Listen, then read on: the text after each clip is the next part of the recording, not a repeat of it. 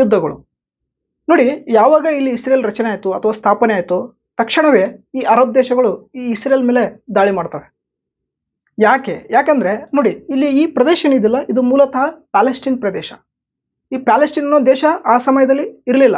ದೇಶ ಪ್ಯಾಲೆಸ್ಟೈನ್ ಅಂತ ಇರಲಿಲ್ಲ. ಈ ಪ್ರದೇಶವನ್ನು ಅಷ್ಟೇ ನಾವು ಪ್ಯಾಲೆಸ್ಟೈನ್ ಅಂತ ಕರಿತಿದ್ವಿ. ಇಲ್ಲಿರುವಂತಹ ಜನರನ್ನ ಅರಬ್ ಪ್ಯಾಲೆಸ್ಟೀನಿಯರು ಅಥವಾ ಅರಬ್ ಮುಸ್ಲಿಮರು, ಜೊತೆಗೆ ಇಲ್ಲಿ ಯಹೂದಿಗಳು ಇದ್ರು, ಜೊತೆಗೆ ಕ್ರಿಶ್ಚಿಯನ್ರು ಇದ್ರು. ಇವರೆಲ್ಲ ಇತಿಹಾಸದುದ್ದಕ್ಕೂ ಶಾಂತಿಯಿಂದ ಬದುಕಿದಂತಹ ಪ್ರದೇಶ.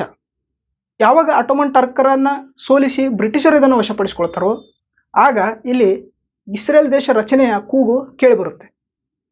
ಆಗ ಇಲ್ಲಿರುವಂತಹ ಪ್ಯಾಲೆಸ್ಟೈನ್ ಜನರು ಮತ್ತು ಇಸ್ರೇಲ್ ಯಹೂದಿಗಳ ನಡುವೆ ಒಂದು ಬಿಕ್ಕಟ್ಟು ಏರ್ಪಡುತ್ತೆ.